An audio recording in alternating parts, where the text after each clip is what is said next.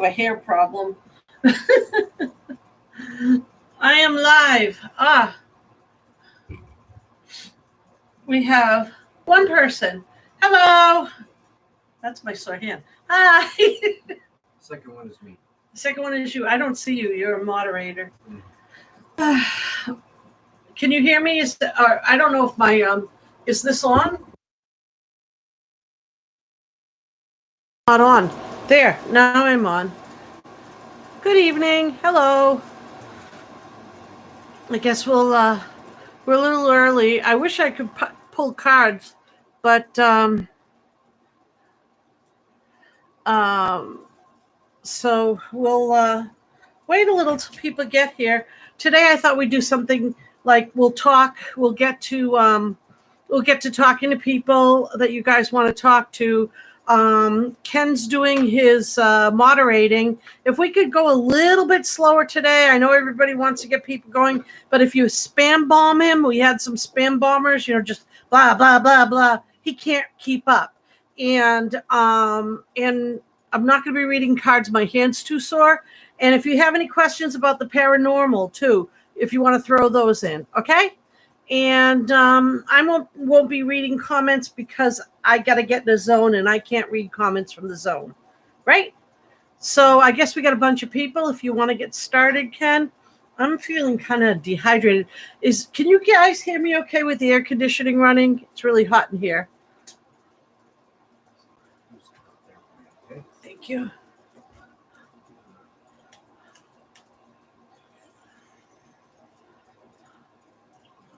Yes, good. Cozy Dozy Does says yes, and I love that username. Okay, let's start. Yes, Kev says yes. Okay, so it looks like we're good. Oh, and he's going to do his best to try to get everybody lined up, but he's only one guy. Once we get a few more moderators, maybe, when the crowd get bigger, we'll do some better moderating. Okay, we're just going to try to get everybody in as best as we can. We're sorry if you get skipped. We'll try. We're going to try to do these every month. This is an extra one because I hurt my hand. I've got the Madeline McCann almost done. It's taken me a long time, and it's really kind of sad.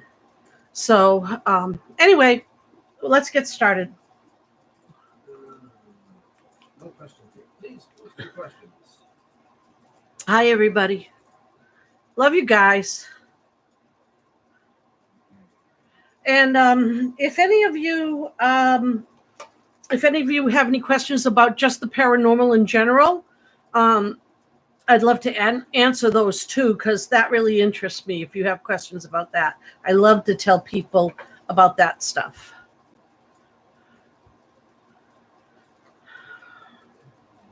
I know none of you were expecting this. This was sort of an extra one.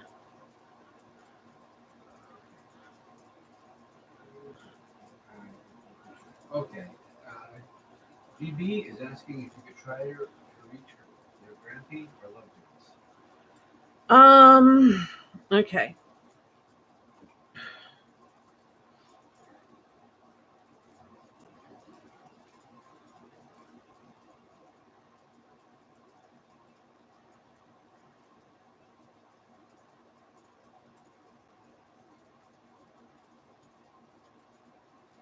Okay, I got somebody here. I assume it's your grampy. Could be somebody else in your family, but I assume it's grampy. I see this guy. He's trying to look younger than grampy age, but I think he's really a grampy. And he's with several other people, but he stands out. Okay. And he's smiling. He's not saying anything. He's smiling. And I'm sorry he's not giving a message more than that he's smiling. I don't know if he was a really talkative man when he was alive, but I think more that he might have been the type of guy who was the, very open with children, very loved the little kids, but maybe was more of a quiet type. I'm not sure because his energy is very peaceful. What I would describe the energy like is more of a straight line silver energy.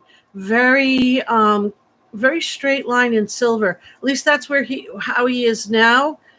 He's just smiling at me, and I think his message is like he wants you to be peaceful. He wants to bring a calm into your life. And I think he may even be doing that, sort of like if you get really nervous or upset or worked up, he'll just focus. He'll bring this calm back into your life.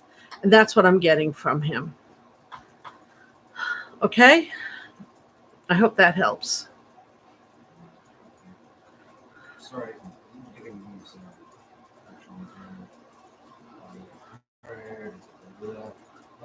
Chelsea Marlowe, does my mom Cindy have anything she wants to tell me?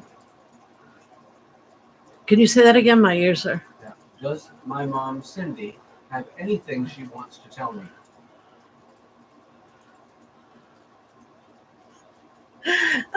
Your mom Cindy was an interesting person, I think, because the first thing she wanted to tell you, I heard, was something like, tell her I didn't mean it when I told her all those things that, I guess sort of like, like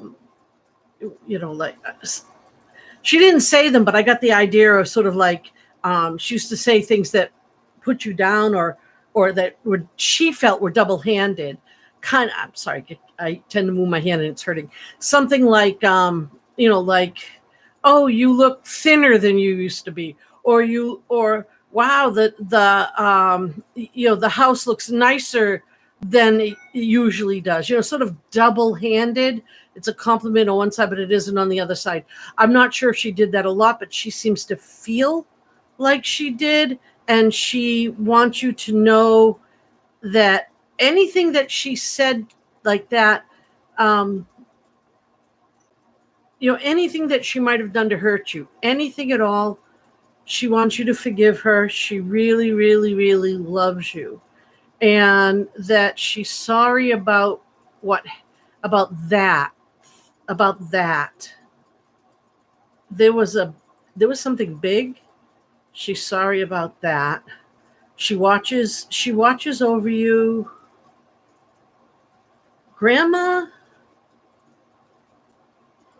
I don't know if it's your mother's mother or your mother's grandma, but there's a grandma involved. And somebody, now this sounds really weird, but there's somebody from a family that you grew up with that's taking care of their family, but this person was connected to you somehow. Maybe you played with their kids when you were little, or somehow you were connected to this adult, and that adult comes and checks in on you once in a while. And you will know when that person checks in on you, because when that person checks in on you, there is a strange smell in your house, almost like mothballs, almost like not exactly mothballs, but a faint smell that almost reminds you of mothballs. And it's not incredibly often, but it does happen once in a while. And that's that neighbor's adult, that person who passed over that was connected to the kids you used to play with when you were younger. And that's what I got for you. Okay? Next we have Cozy Dozy Duds asked, trying to contact my father who passed in September. Okay. I'm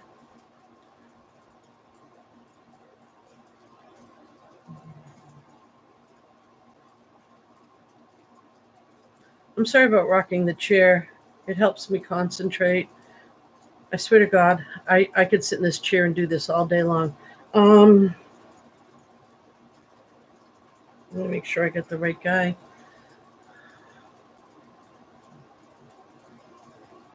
He wants you to know that he did make the journey to the other side, and it's beautiful there. Did your father ever dream of being a farmer or being connected to animals, farm animals at all?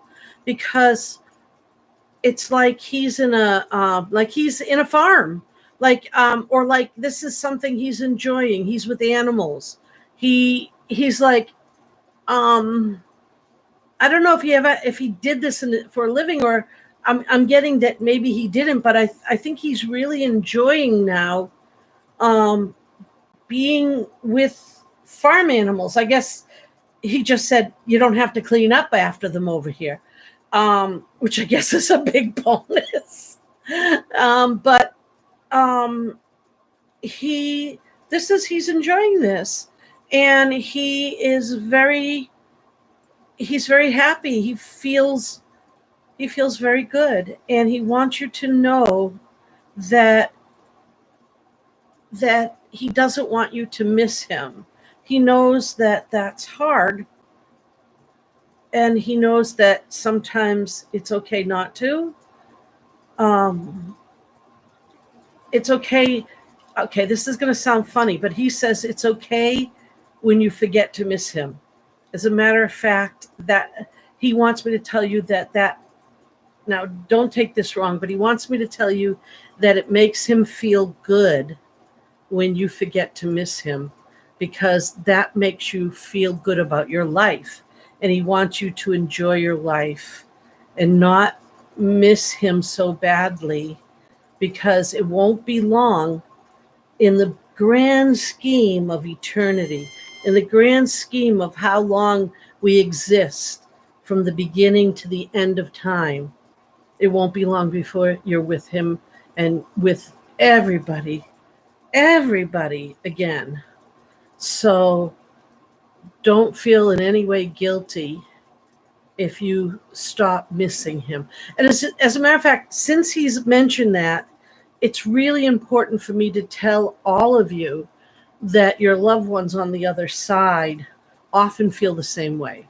They often feel like they don't want you to have the pain of missing them.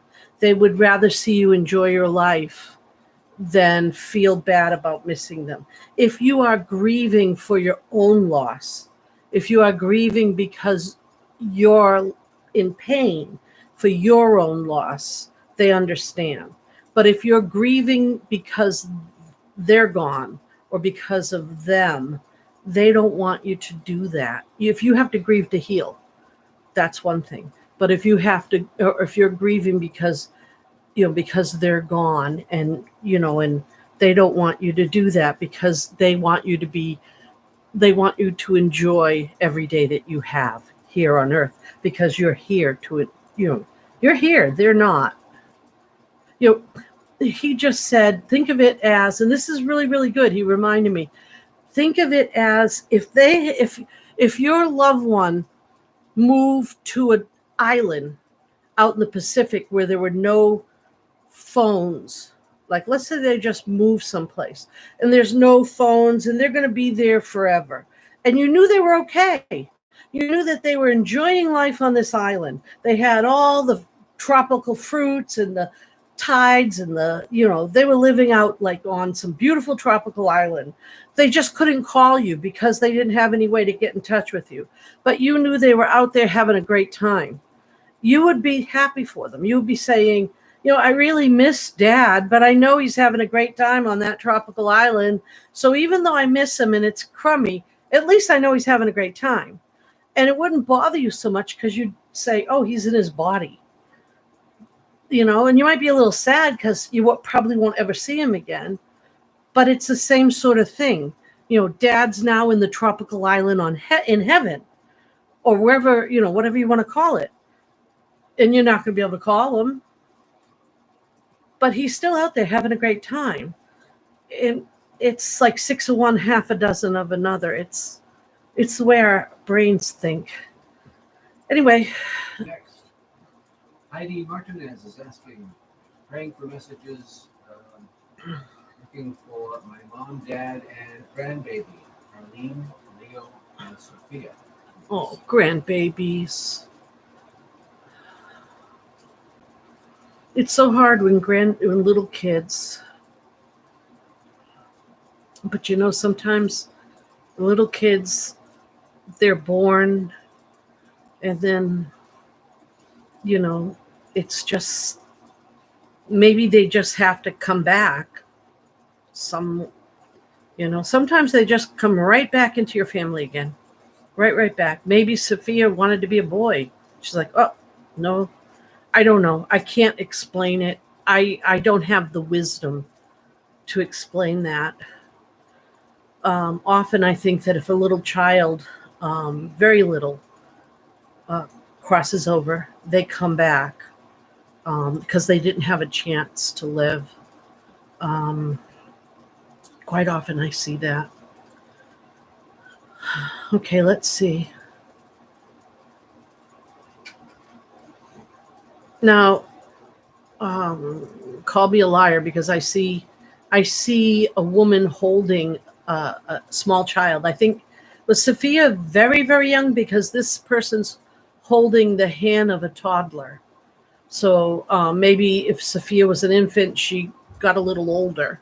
Um, but I see a woman and she's almost in a halo, like she's dressed like almost in a in a gown, like you'd see a picture of almost like if I were to draw a picture of Mary, like Catholic representation of Mary, with only instead of being blue, it's kind of like a off white, and she's standing with a man in a suit, and the man has a dark gray suit on, white shirt, white tie, and she's got a little child next to her, and the child is holding her hand. I can't really see their faces.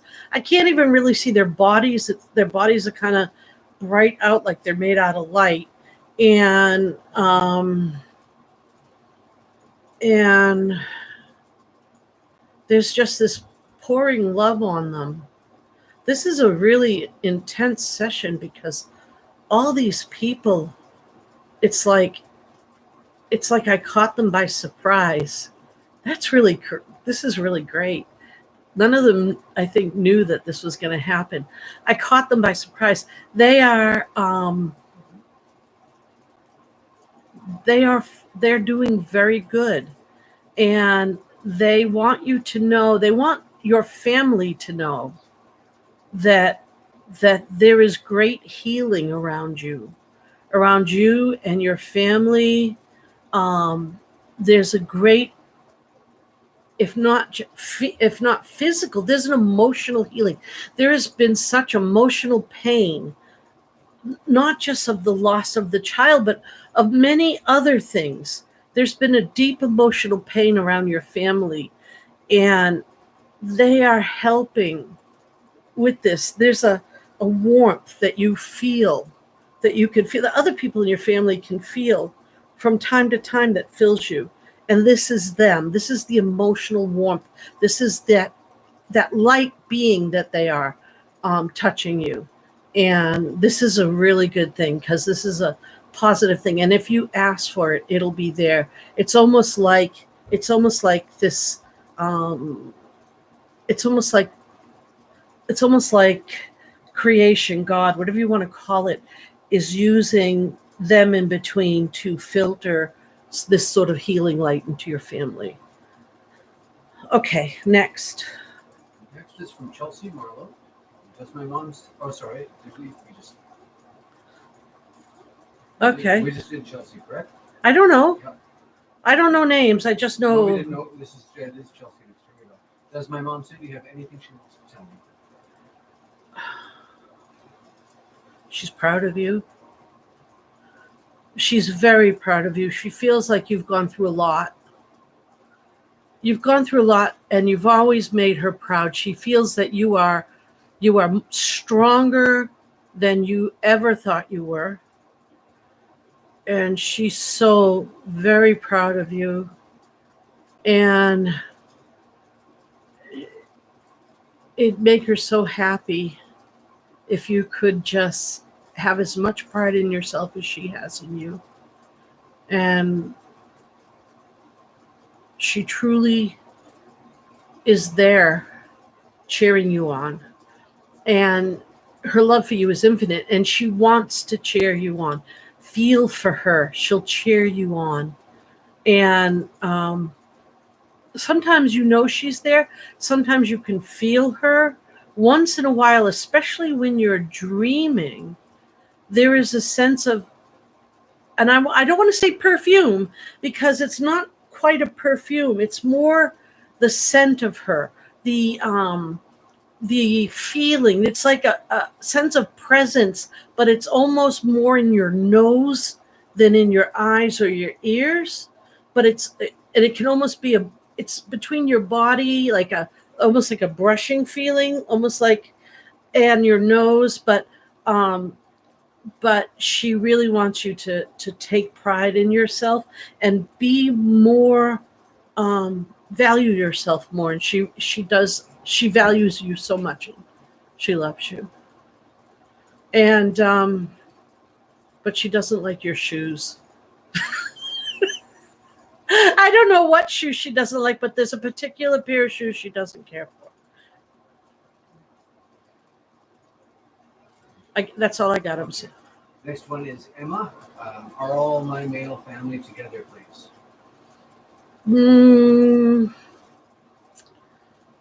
There are two. There are two of them that come and go with the rest. They do meet each other. They do come together. The one or two. One of them's there more often. The other one comes and goes because he has other friends, other family, something like that, who have crossed over, and he stays with them most of the time. And then he comes back. It's like it's almost like here, where you might have you might stay at the in-laws, or something like that. But they are together. They do know each other. They're all together. They have a good time together. And boy, you should see the parties, is what I just heard. But yeah. No, if you mean is nobody in hell, nobody's in hell. You know what I mean?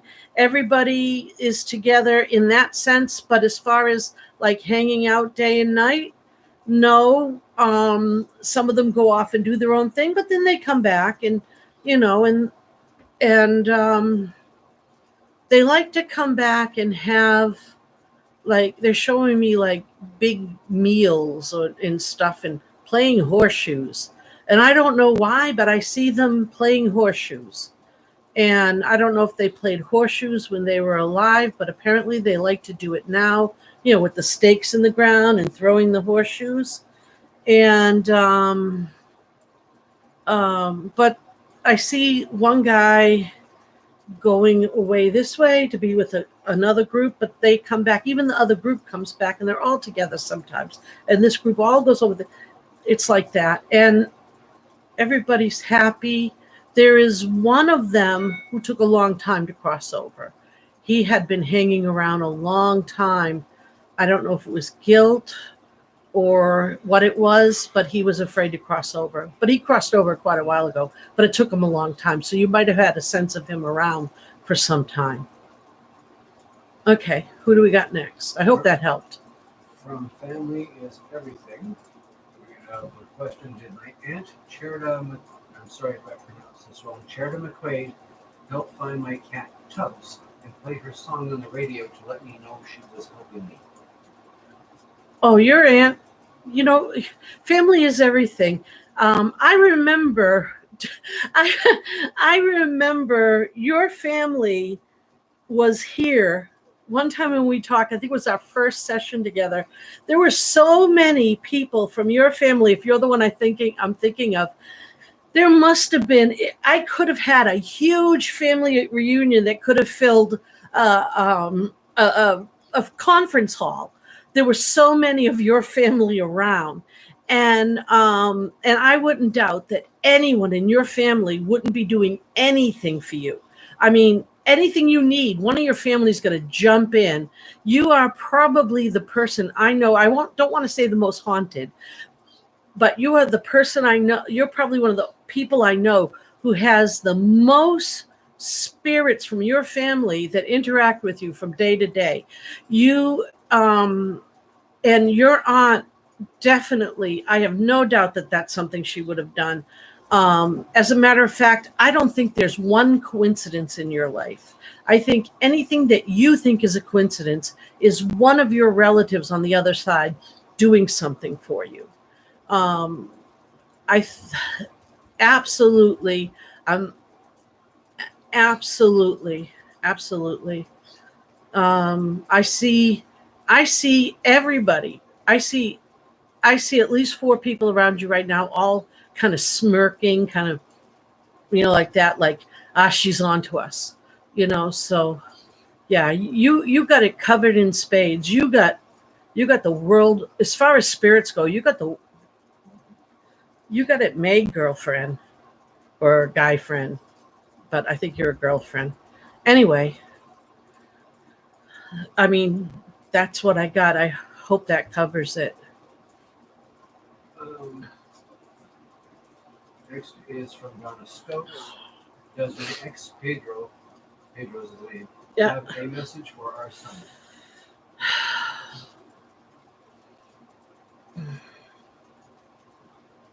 Pedro.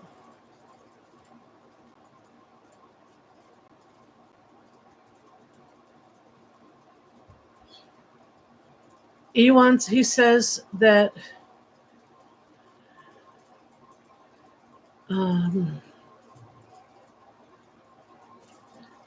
he wants him to always be proud and strong and always be proud of who he is and never let anyone tell him who he is. Always be proud of who he is. And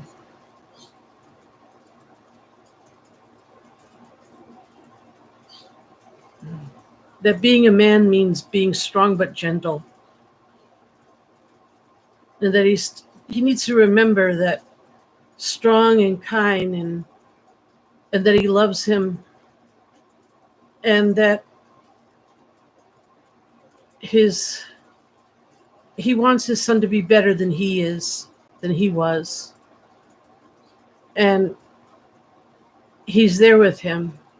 That if things ever get hard, when things get hard, he's there. He'll be there to be there with him. Talk to him. If things get hard, talk to him before he does anything hard, because he'll always be his dad. Doesn't matter. And that to be open, always be open to the future, and always be willing to love anybody, and to love your mother and accept accept new people and new loves in your life. And that's how you grow. And that's how you do it. And and he loves you too. And he watches out. He's sorry. But he'll always take care of you. And he understands it all. He wants you to know he understands it all. And everything is cool. Everything is cool beans, just right. Okay? Mm-hmm. Okay, from Jessica McClanahan. Uh-huh. Is there a message for me from a loved one, my grandson or grandfather or best friend? Oh.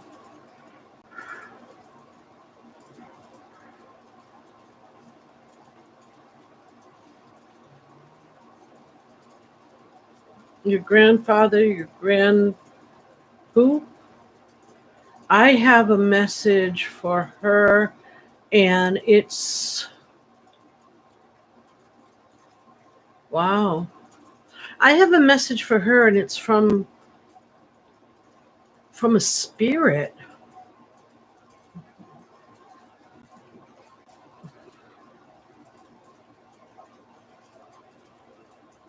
The spirit is telling me, the spirit is telling me that she needs to. Is there somebody in her life that is making her nervous? There's somebody that she either knows or will know that's the spirit wants her to just watch out, take care of herself. There's somebody that's in her life or coming into her life, and her spirit guide, she hasn't been listening to her spirit guide. Her spirit guide has been trying to give her a funny feeling or an awkward feeling, or wants to give her this when the person comes into her life and is afraid she's not going to listen. So the guy just wants her to know this. This is sort of an FYI. And now let's go to, who was it? Her best friend or her grandfather or Switching windows. Message from her grandson, grandson. grandfather, or best friend.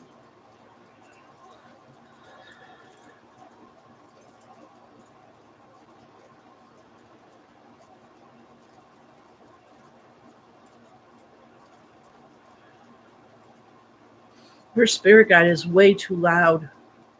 Her spirit guide really wants her to watch out for this person. I can tell her right now that her grandson is fine. He's absolutely fine. Her best friend is around her, and also her best friend visits. I'm not picking up on her grandfather right now because the spirit guide is too loud. The spirit guide's very concerned for something that has to do with her judgment, or her judgment about a person who's either in her life now or coming into her life. I really believe that this person's in her life now. And I just want her to be careful. Okay? I hate messages like that. All right, the next one. Mm-hmm. From Susan Rice. Any messages from my late husband Craig this week? And my fiance is suffering from emergency surgery. He is hoping his mom has a message. Oh, Craig. Our funny friend Craig. Craig just waved, and Craig said, "Nah, I'm good." I love Craig. um, uh, and his mom.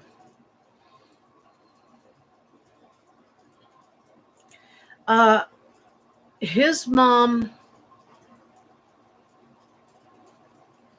I don't. She's singing "Rockabye Baby."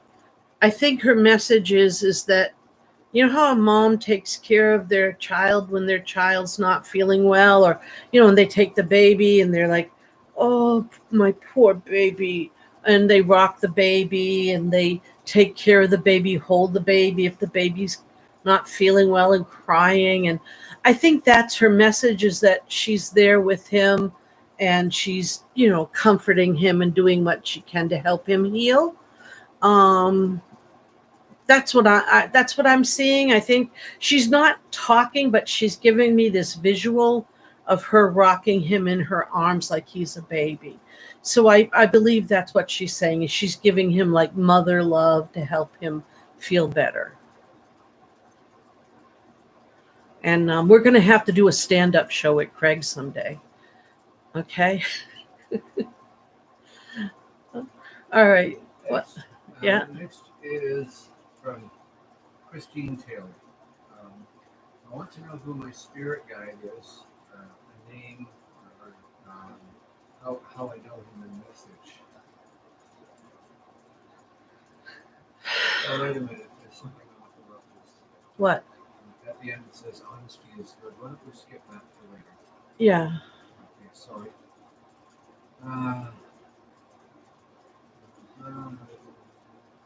Okay, let's switch down over to Lisa Rogers. Is my dad here? I miss him so. Lisa Rogers is her dad? No. Lisa Rogers is asking the question, is my dad here?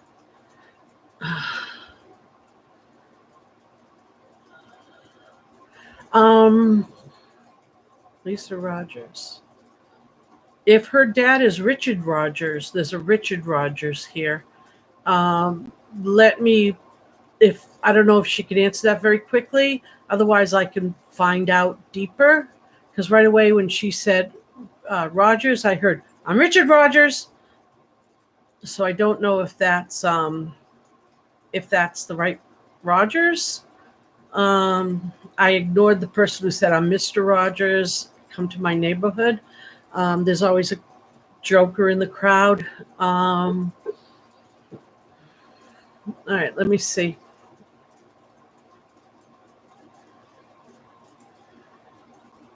Okay, I think I got him. Yeah. Okay, he is here.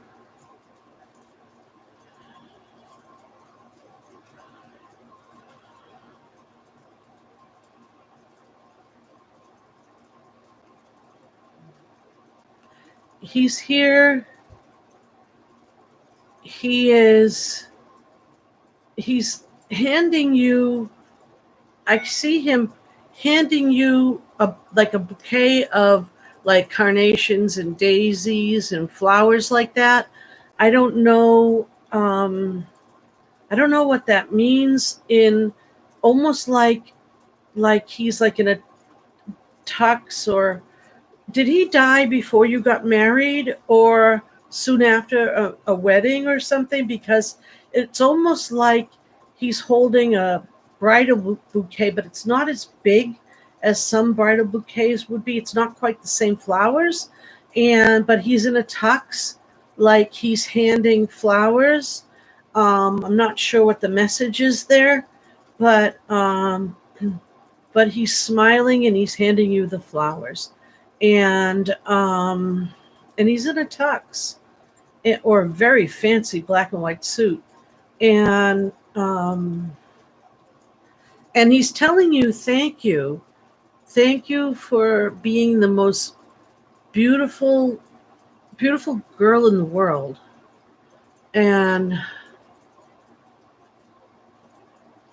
he said you never, he probably never said it enough, but you were the most beautiful girl in the world.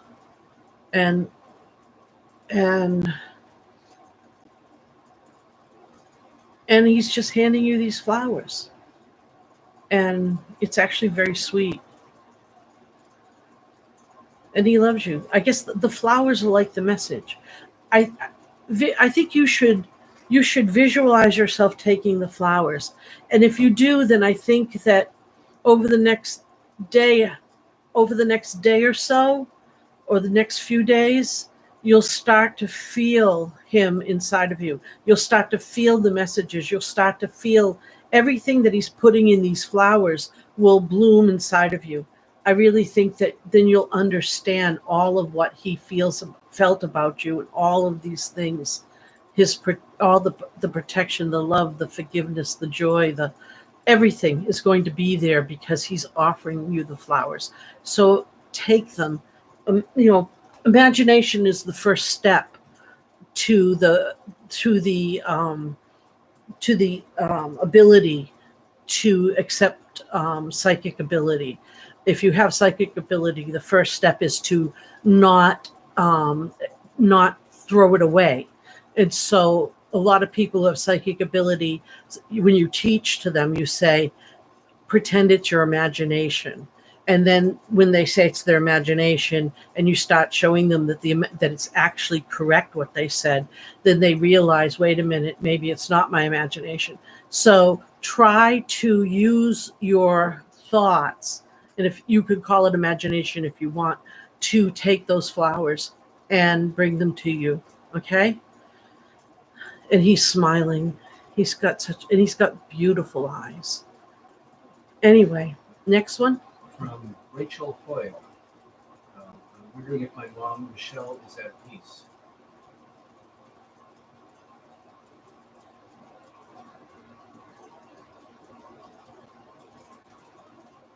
Yes, she's at peace. And did she do a craft like cross stitching or embroidery or crochet or something like that, because I see her hands. I can't do it with this hand, but I see her hands like doing a craft, and then she's smiling, and then she put it down as soon as I got her attention. She put it down, and I said to her, your daughter Rachel wants to know if you're at peace.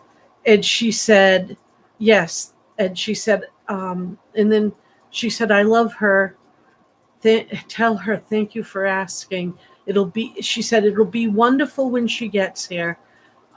But tell her not to rush. But it'll be wonderful when she gets here. I think your mother has plans.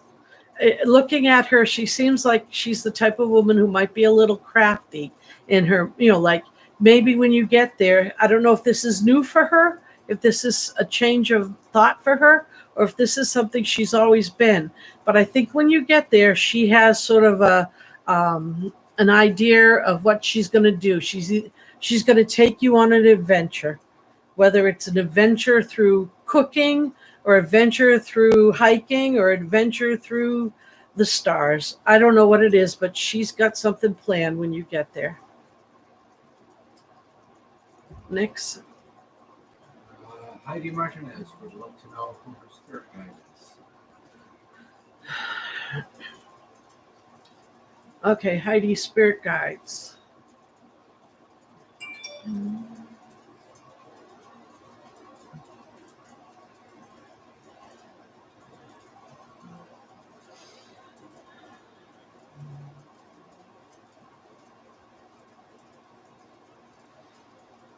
Okay, Heidi, you have 2 very strong spirit guides and a couple of other spirit guides that come and go. The one spirit guide that wants to really, that really helps you with a lot of things, that you would probably consider an angelic spirit guide, has a long, complicated name, but said that that you can easily call, that you can easily, and you're not going to like, you're going to think, what? But he said you can easily call him Warren or Wally. Warren or Wally, you can call him that. It's a real, or you could, he said, if that bothers you, because I said, I don't know who would want to call their spirit guide, Warren. And he said, but a name is a name. And if it comforts you to call him something else, please do. His angelic name, I probably couldn't pronounce it. It's very long. And he's connected to he actually is angelically connected to the star Andromeda, I think he said. And I guess there's angelic star energy. I can't say I understand it, but he has a powerful good force, and he's very connected to good things. There are limited, like there are angel cards and there are angel books and stuff, and those are very limited in that there's so many angels and so many spirit guides, but there are actually a lot more. And a lot of spirit guides, and I've found this too, a lot of spirit guides will say to people, I am the Archangel Michael, I'm the Archangel Gabriel. And they're really not, but they feel that people understand that. So your spirit guide could have told me, I am the Archangel Gabriel, and I could have told you your spirit guide is Gabriel. And, and a zillion people could have the Archangel Gabriel, that just the spirit guides just say that because it's easier. But they're all very powerful. All the spirit guides are powerful. And your second spirit guide is a grand aunt. A grand aunt. I think Anna Mary, something like that. Anyway, she's a aunt, or she's a third generation aunt back. And She actually is your other very powerful spirit guide, because she crossed over and then crossed into a higher over, like past just being somebody who has crossed over. She went into a higher state and then chose to come back and help you. So you have an angelic spirit guide, and then you have a higher being of human spirit guide. Those are the two main spirit guides you have. I hope that helps. And I keep moving my hand. Okay. Anyway, I hope that helps. I know it's confusing. Ready for the next one? Yeah, well, I'm pointing that way. I didn't know where I was. Can you, yeah, trying to face the there. Can you reach my father-in-law, Randy? This is from 209 Serenity. Uh-huh. 209 Serenity. Can you reach my my father-in-law, Randy? Does he have a message for Michael, please?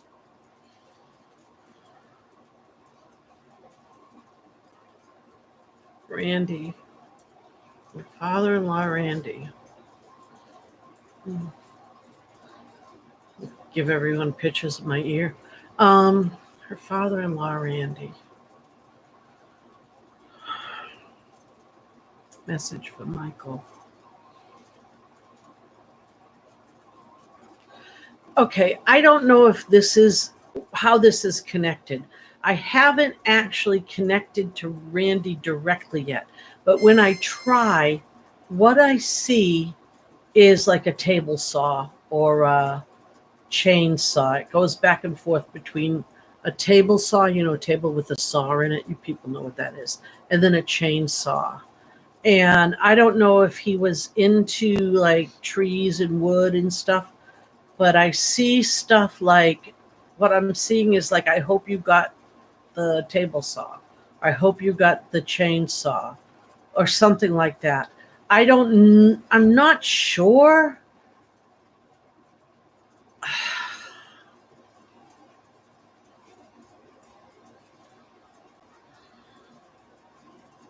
I'm getting that, but I'm also getting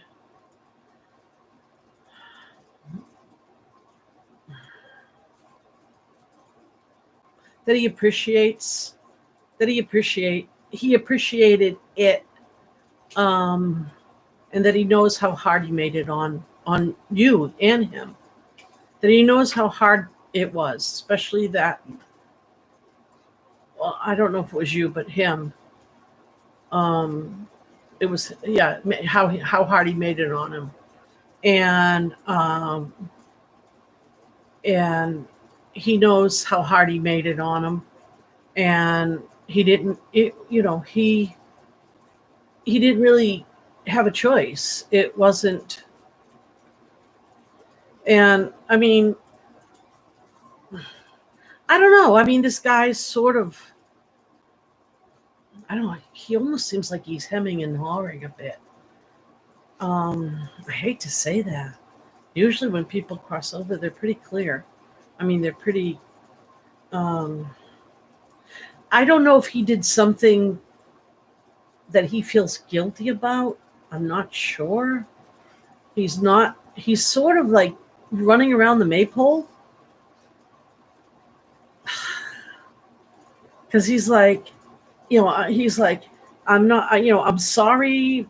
I, I'm, I'm not really responsible for that, but tell him I'm sorry anyway. I couldn't have done anything about it, but I'm getting the energy that he feels he could have. Anyway, that's all I got. I maybe I can get it next. Maybe I can get more next session. Anyway, so we'll try again next time, I guess. That's it. That's all I could get out of that one. I'm sorry. Okay, from Lioness of Gaia, aka Laura. Yeah. Any messages from my grandpa, Paul Willis Williams? What was his name? Paul Delos or Delos Williams. Okay. Probably Delos.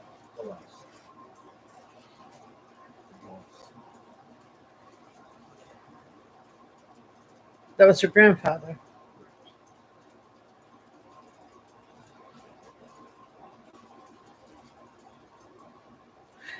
Okay, I see that he says,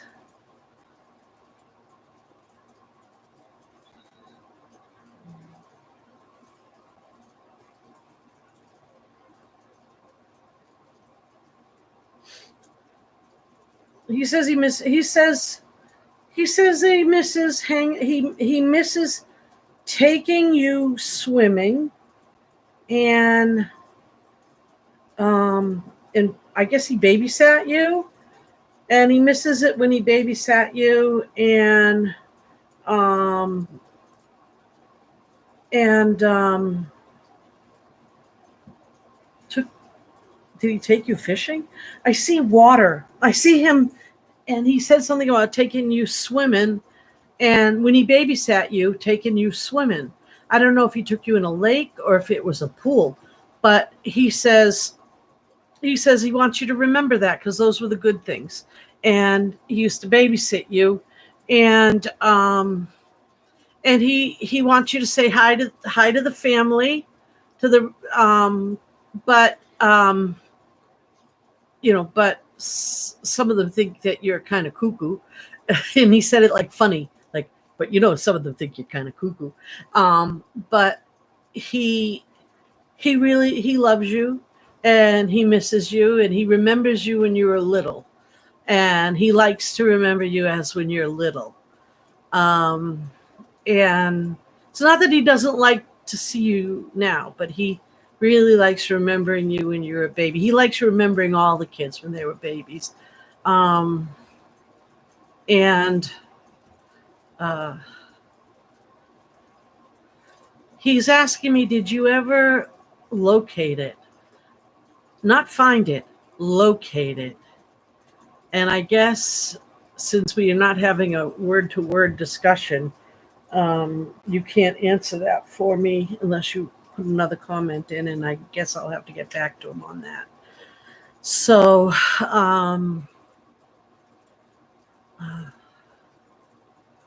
unless we have more to say, I guess, but he's okay. He's doing good. He's doing very well. Okay? All right. Next. Subsequent to that, Yeah. was any messages from. Can you need to talk louder? The air conditioner. Sorry. And I also asked the last part, any messages from my guides? From your guides. Whose guides? My innocent guide. Okay, hers. Okay, any messages from your guides? I think your guides are saying, I could be way off on this because I think they're saying that you're planning to make a decision, a big decision, and they want you to go for it. Or they think, no, they're not going to ever tell you do it, but they think that you would be better off if you considered doing it. Okay? Whatever this decision is that you're thinking about, they want you to consider that it may be in your best interest to do it. And you have been feeling that because they have been helping you think that way. That's what I'm getting from them. Now, as far as who your guides are, the most prevalent of your guides also is another angel guide, who also is going to give you a common name to remember them by. And the common name they're going to is come on, guys, can you give me? I think they're giving us these names because they really want them to stick. They want them to you really remembering them. They don't want to give you some biblical sounding name. They want to give you a name that you're going to go, oh, I can't hit myself. Oh, why? That because he's giving me the name Chad of all things. Chad, like on Good God. And then your other guide is like it's like a high, like a like this bright white light being. I don't know how to explain it, but like a ball of light, like this energy, this light energy of thought that may have one time been a person, but they're so clear of energy, and that is like this beautiful guide, and that has no name.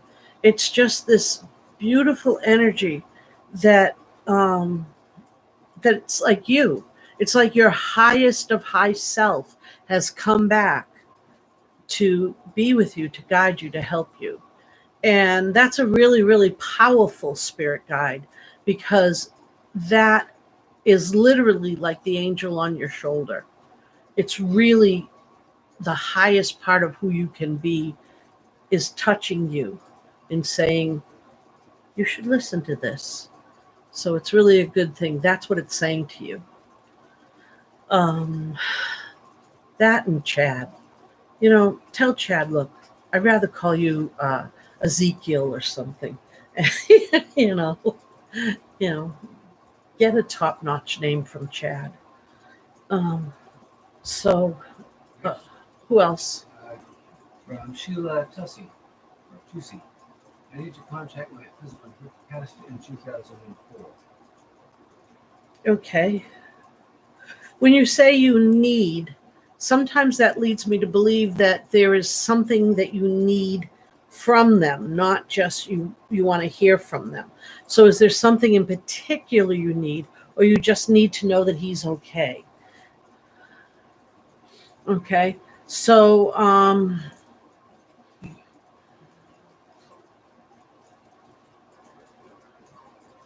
first thing I got from her husband was he doesn't want her to feel guilty or alone. He doesn't want her to feel that in any way she made a bad decision. Right off the top, I don't know what happened in that time. I don't know I don't know what it was. But first thing he said to me is, I don't want her to feel I don't want her to feel at all responsible. I don't want her to feel guilty. I don't want her to feel upset about her decision. There's I he has no he there's nothing wrong.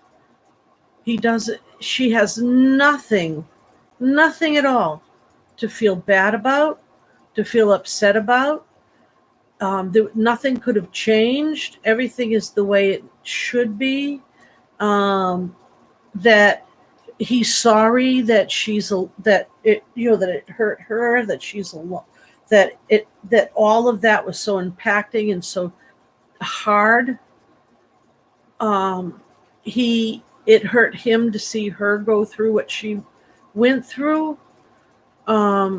And the hardest part of that was that she was left behind to deal with things when he went on to where he went, where there was no more pain, where there was no more, there was no more suffering, no more pain, no more anything, and she couldn't hear him. Um, but everything she's done, everything, he has no problem at all. He loves her. He Everything is good. Everything is good. And anything that she's done that she thinks hurt him, even to date, anything that she's done that she feels he's angry at her for, he knows that it's all right. He is, even anything she's done, he understands. He understands. And things that she feels she might have done that hurt him, they haven't. And things she's done that she feels might have been stupid, he understands that it's her choices, it's her life right now. He also understands that this is how it's been planned, that somehow things are always as they should be. If that makes any sense, that's what he's telling me. How did I drop water on that? Right? Oh, and he does love her. You know. Ready for this one? Yep. This is from Kebs, Kebs. Uh-huh. I'd like to know for spirit guides who my spirit guides are and if they have a message. Who's that from? Kebs, Kebs. Username. Mm-hmm. Kebs, you have funny spirit guides because they just told me we're all the Beatles, and I said no, the Beatles. I just thought back to them. No, the Beatles are not all dead. And then they said, well, we're Lisa Paul McCartney. We know he's dead. So they were really funny. I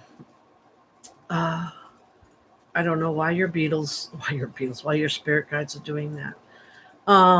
Okay.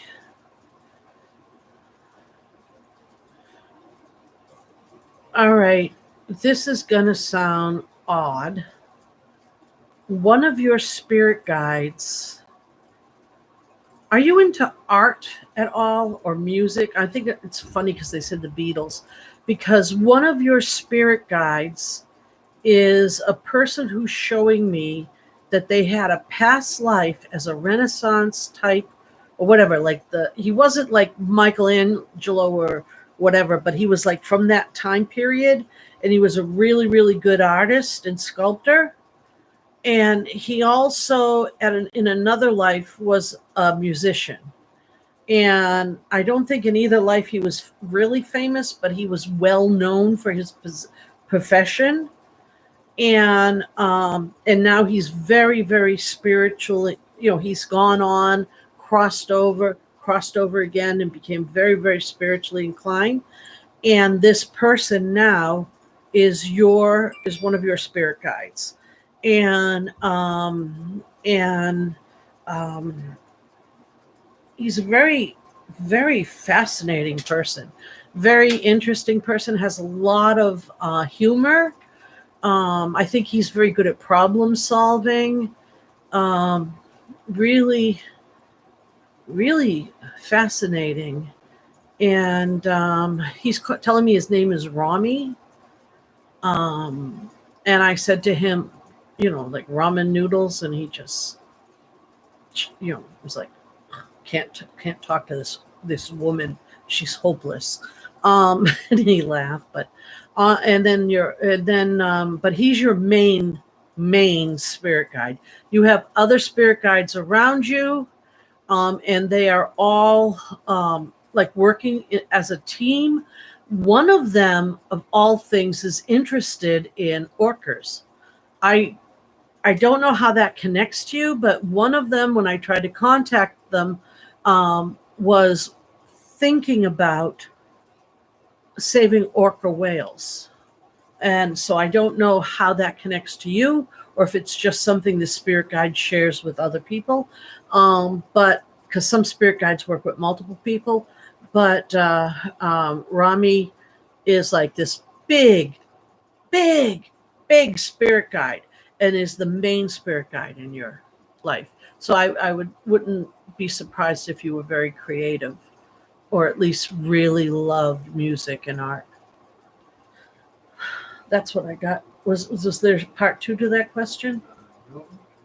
Do you have? Oh yeah, if they have any. Okay, you got that. Next is from Mother Bear. Are there any messages from my dad?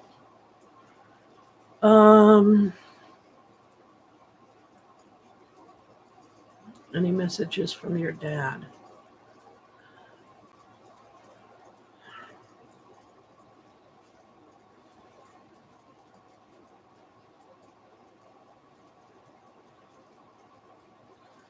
All right, let's see. Any messages from your dad? Okay, I'm going to say it. I don't know if it makes any sense, but your dad says, take your fingers out of your hair. I don't know if you twist your hair. I don't know what, but he's laughing. I don't know if that's something that he used to say to you when you were a kid. I don't know if he's actually your grandfather, because he's presenting himself as looking rather old. And he's saying, take your fingers out of your hair. He looks like a happy person. He looks like he's happy where he is. Um, and uh,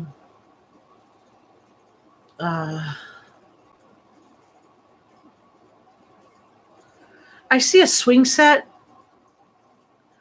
like you'd see in a city park, like before they had all those wooden swing sets, and before they had the spinny things and all the stuff. Like when they had the metal swing sets with the chains and the big metal slides that would get so hot in the sun that you didn't go down them without your knees getting, back of your legs getting blisters, that type of a thing. And I see him pushing you on a swing. At least that's what he's showing me. And then he's saying, I wish I did more of this. And he wants me to tell you that he wish he did more of that. And, and that he wish he spent a lot more time with you. But he loves you so much. And that, yeah, he loves you. He wish he had spent. He just wants you to know, if he had any regrets at all, it was that he didn't spend as much time with you that he could. That he wishes that he could have spent more time with you. But he wants you to know that he's happy where he is, and everything is, that don't worry about him. Don't worry about him at all. Okay? Is that good? Okay. I think I got what he said. All right. Next. Next is from Brandy Alexander. That's a cool name. Brandy Alexander. She should be in the movies. What's your name? Brandy Alexander. Star of. You got a great name, Brandy. She is asking if you could, can you tell me, can you tell me who my guides are, guides or angels are, and are my loved ones with me from the other side? Sorry. Okay.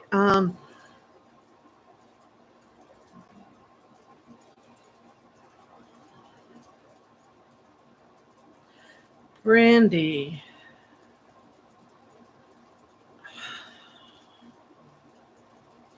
Brandy, the more I focus on you, the more I see that you have a past life. Now, I know some people don't believe in this stuff, but I don't know if you do or not, but if you are afraid of like falling, not necessarily falling from a height, but if something's really shaky and it makes you nervous that it's going to fall, I see that you were in a past life where you were in an accident, in a horse and buggy type of thing, and it fell and turned over on you. And it's very, very prominent. And so it makes me think that you would have two fears: things shaking, and people might think you had a fear of earthquakes, but it's more like a fear of this thing shaking and you falling and it tipping over on you, and a fear of suffocating. Not that everyone wouldn't have a fear of suffocating, but a fear that, that you're not going to be able to breathe and it's going to be a slow suffocation. Anyway, I hate to bring that up, but if that's true, then the best thing to do is realize that it's probably not a real fear anymore, and and say, this is something I don't need to think about anymore, and maybe that'll go away. Let's see, what else? Your relatives. I see you here. I see a half circle of relatives on the other side. I should stop moving that hand. And I see that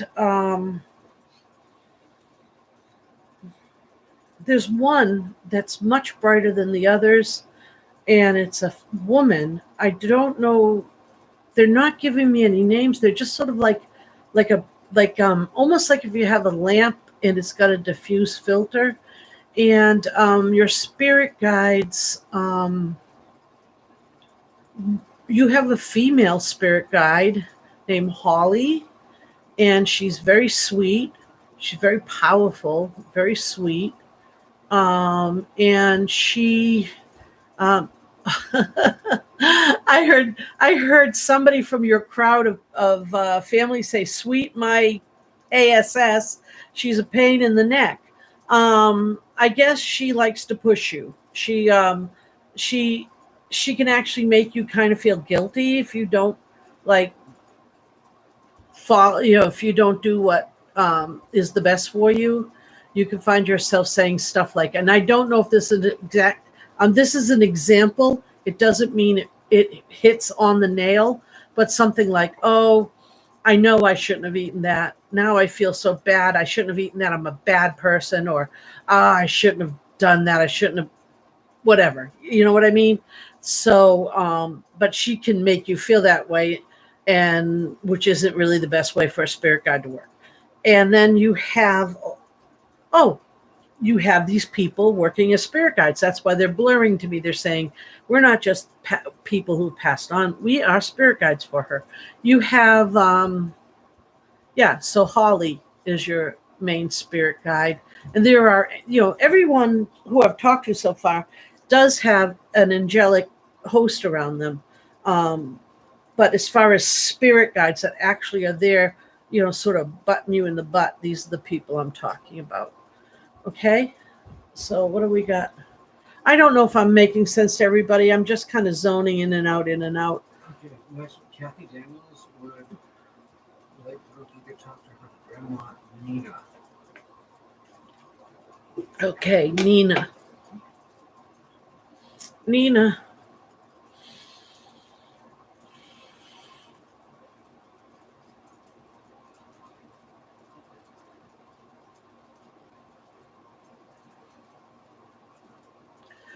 Oh, Nina says to me,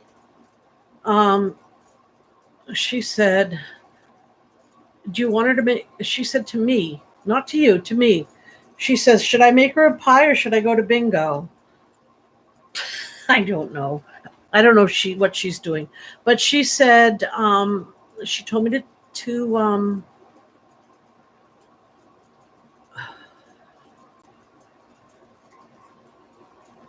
she's saying to tell you hello. Oh, did she say hello gorgeous to you? Because I could have sworn she just said hello gorgeous, but I was yawning, so I didn't exactly hear it well. And I'm sorry I'm yawning. I said I'm yawning. Now I'm going to yawn.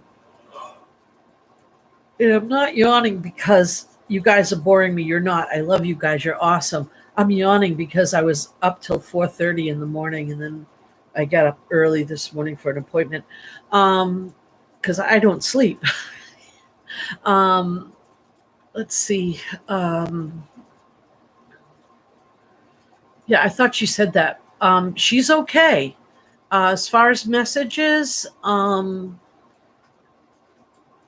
she wants you to know she's doing good and that she loves you, and that I think she said Uncle Frank. I don't know if you have an Uncle Frank on your side or if it's on the other side, but she said Uncle Frank is there keeping her busy. I don't know if that's your Uncle Frank or your mom's or dad's Uncle Frank or whatever is there keeping her busy. So I don't know if you have an Uncle Frank or something, or if this is just someone's Uncle Frank. But she said that everything is going good, and she wants you to know not to be afraid to die when your time comes, because it's not as horrible as people say. And she's, of all things, she says it's like getting a quick jab or or shot, because it takes a minute and then it's over, and then you get a treat. It's just very quick, and then it's beautiful. And so don't ever be afraid. Um, she was well, she's I don't know this for sure, but to me she's giving me the energy of a school teacher or somebody like that. Anyway, but that's what she's saying. She says she loves you, and don't be afraid. And okay, who's next? Next is 1 sec. Okay, from Heather Jensen. Any messages from my grandparents or guides? And who are her guides? Heather Jensen.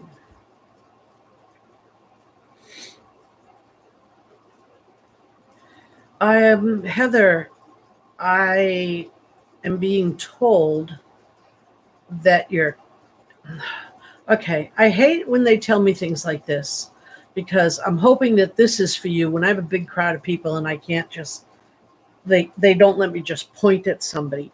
So I'm being told that your cat, okay, now I don't know if it's somebody else's cat, but I think it's your cat, is you know what you're gonna say, I don't have a cat.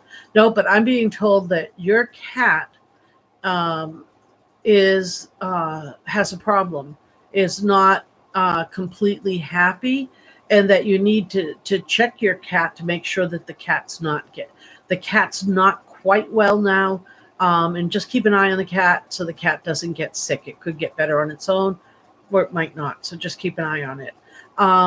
As far as your guides go,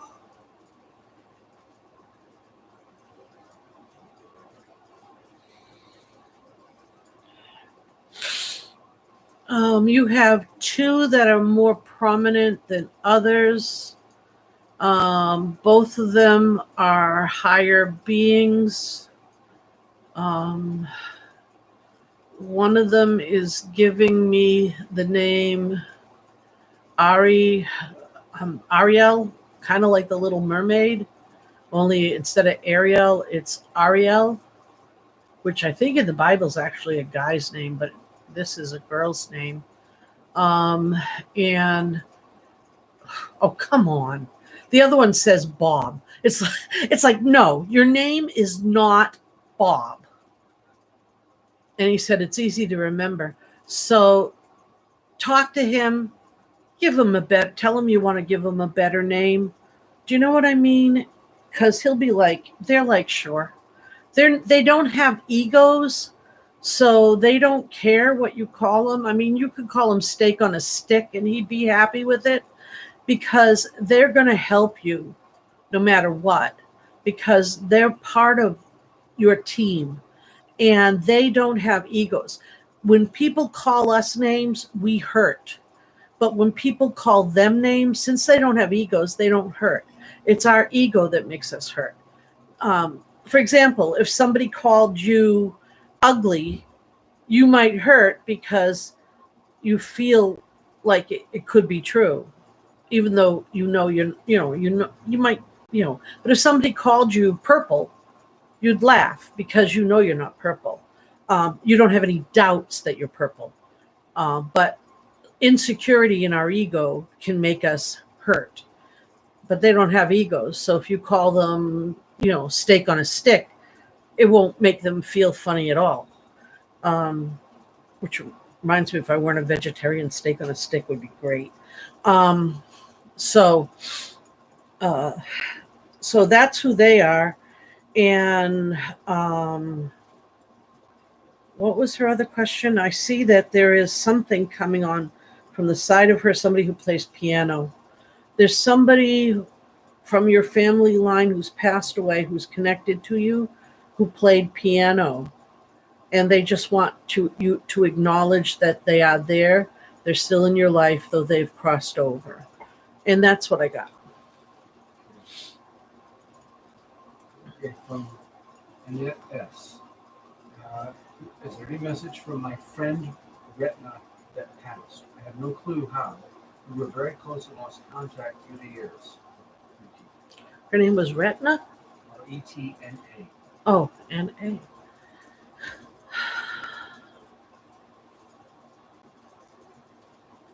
Hmm.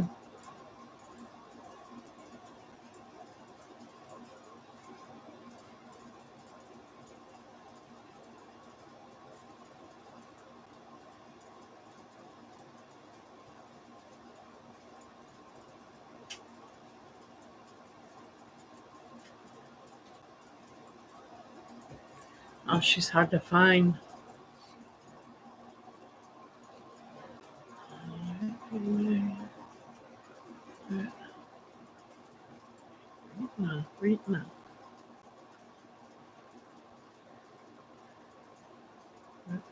Ritna.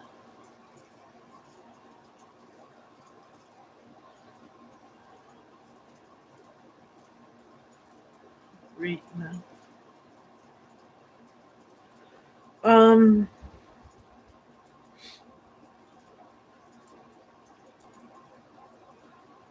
yeah, she moved away.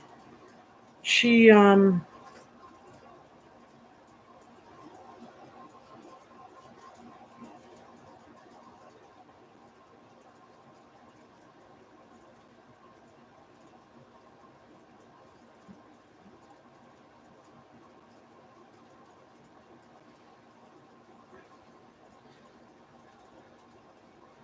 she okay.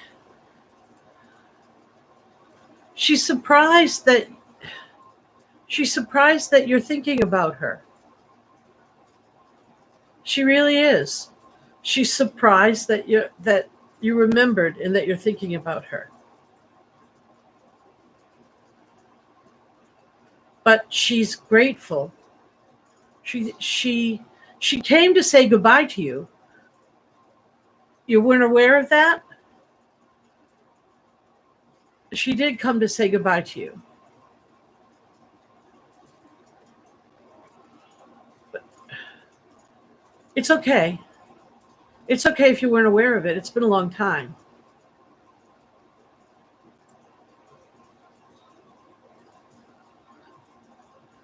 She's sorry that you lost touch. You were good friends. Isn't it funny how you always say you're going to keep in touch and then you move away and it never happens?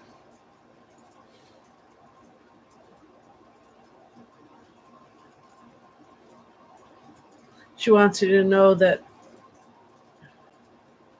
every she wants you to know that you were in her thoughts a lot, and she thought about, probably like you did, thought about getting in touch, but never really went through with it. Figured you must have moved or whatever.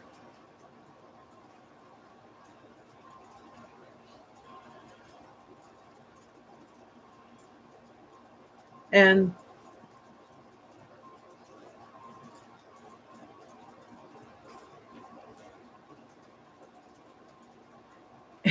and if you want to be in touch more now, she's okay with that. If you want to talk, she'll listen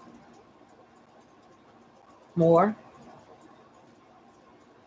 more than she'll she'll be more engaged if you want. Um, she's very quiet.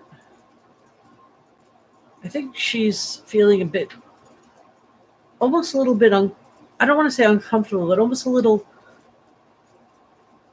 guilty or something. I don't know. I mean, usually when people cross over, they're really okay.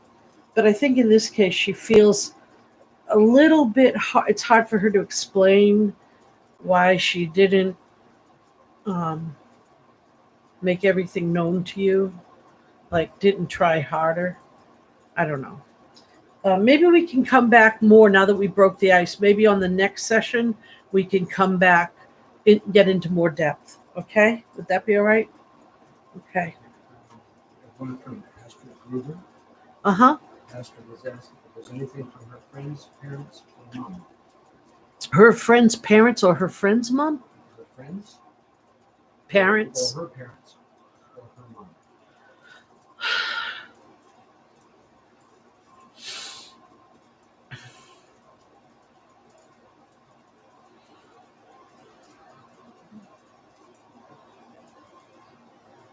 It's so hard because every time I focus on Astrid, her grandmother is right there.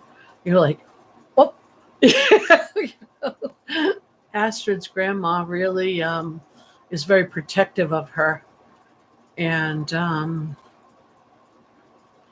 Astrid's parents, um,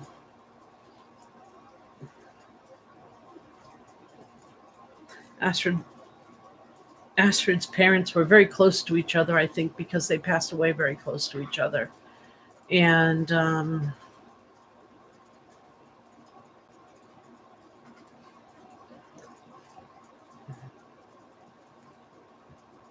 her family feels, they feel on some level very, very sad and almost guilty that they left her alone. And, but on the other hand, they are all there helping her to be strong, but knowing that it's very, very hard for her. I think that's another reason why her grandmother is so close to her, trying to hold her up. Um, let's see about her friend's mother.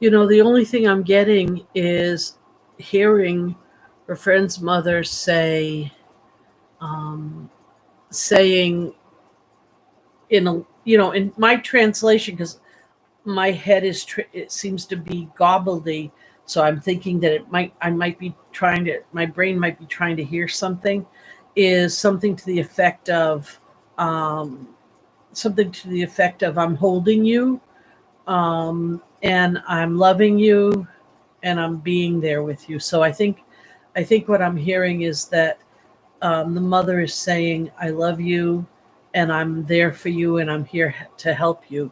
You just have to, reach out to me, and I'm there for you.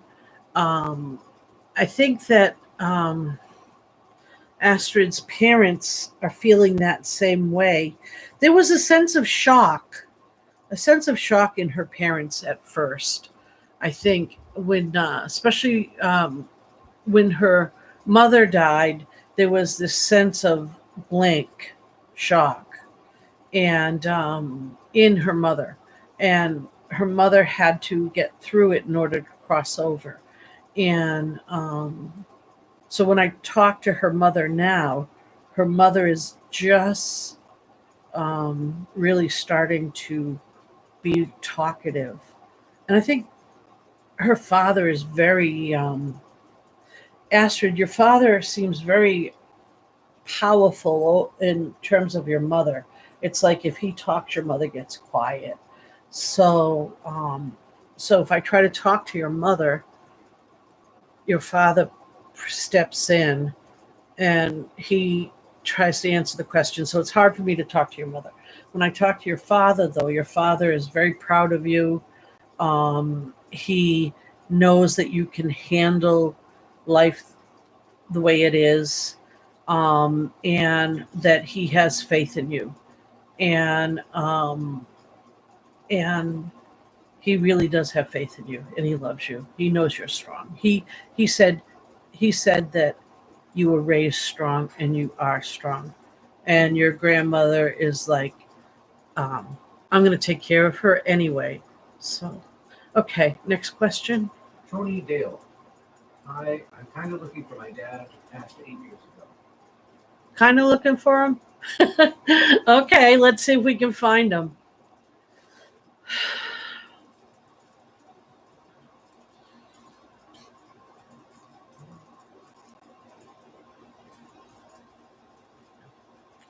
All right, Tony, I don't know if this is your dad or not, but the first person I found died in some kind of accident.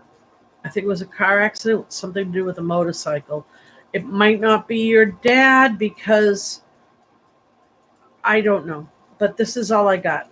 Um, what I got was somebody is saying to me that they're sorry that they left so quickly, and there was no answers, no time to say goodbye. I don't know if it was this accident or something like this accident. Somebody died quickly in an accident. Sometimes I see things that represent other things, but so maybe your father died quickly. Um, in some kind of accident or in some kind of event that was quick. Um, I don't know if that's this, if I'm picking up on your dad or another person, but um, I'm thinking it must be your dad if I'm looking for your dad. And and he's saying he wish he had time to say goodbye. Um, and he loves you. He loves your sister, I think. But he just wants to let you know that um,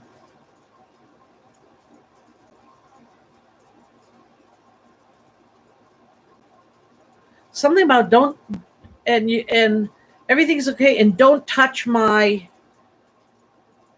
and he's laughing, something you used to take of his, like something on a, like on a candy bowl or in a drawer or something, like if you were at the house you would get into his like food or you would get into his snack or something.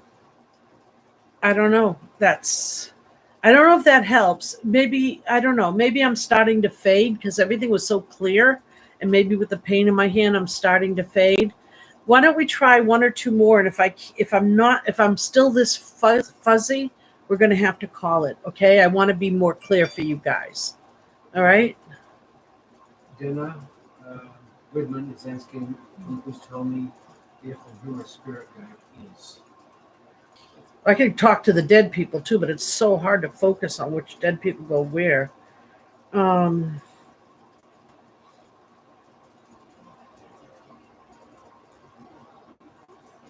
a hard time focusing on this too. Spirit guides, her spirit. Could you say the name again? Jenna Goodman. Dina or Jenna Goodman? Dena. Probably Dina. Dina Goodman. Okay, Dina, you have one spirit guide on your right name who's calling himself Peter. And he is a very strong spirit guide who also has an interest in animals. And he likes, what I mean by that is that aside from being your spirit guide, he also likes to guide, to be a protector of animals. So his spirit also protects the animals. Like he's your spirit guide, but he has a part-time job. Um, that's the only way I can think of putting it. He he's very, very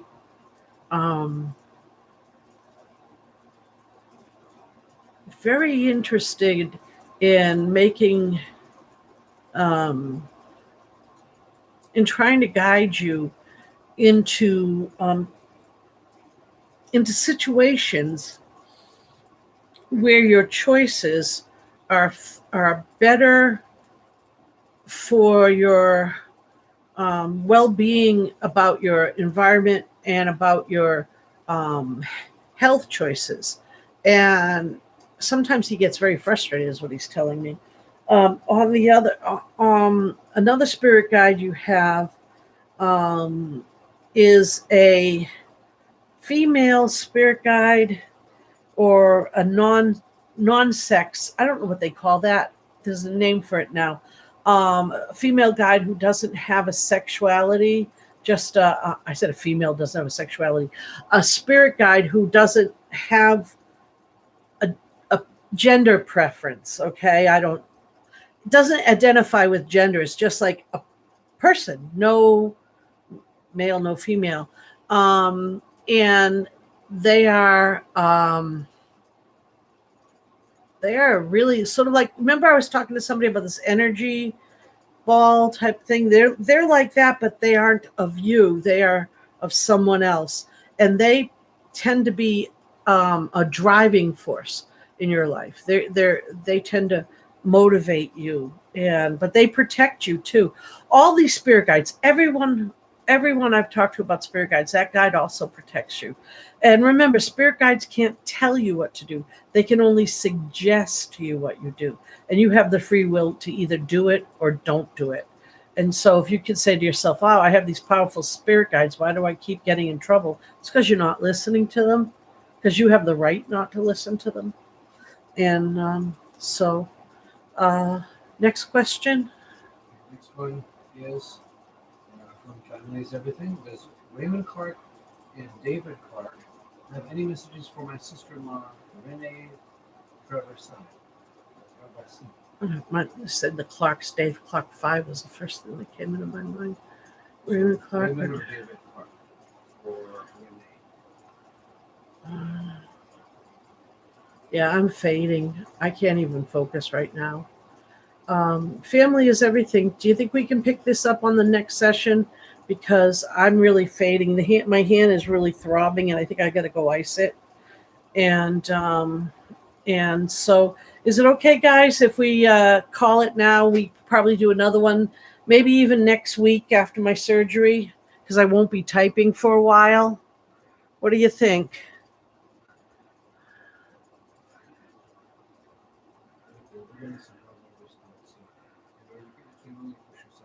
Yeah, I can only go so far.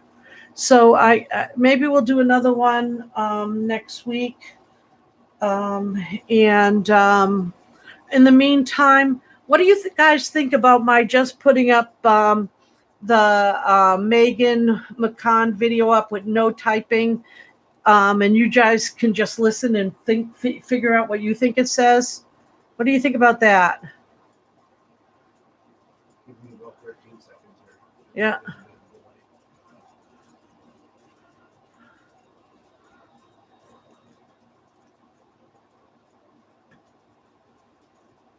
Yes. Mm-hmm. Do what you want to do. Let me see here. Great mod. I just thought it might give you guys something to work on, listening and maybe jotting down some things by yourself. And then you could put some stuff in the comments of what you hear, just to give you some fun. And then maybe I can put mine up with all what I heard when I